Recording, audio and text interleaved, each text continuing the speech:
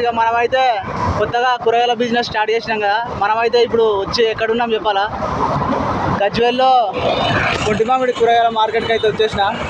చూపిస్తా ఇక్కడ మార్కెట్ మొత్తం.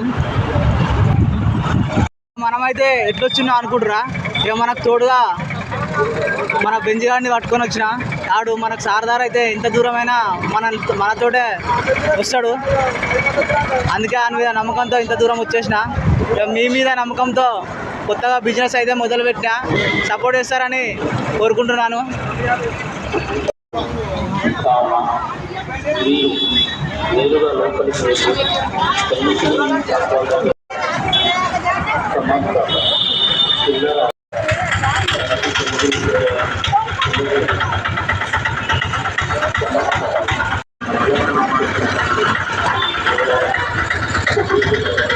ఇదే ఒంటిమామిడి కూరగాయల మార్కెట్.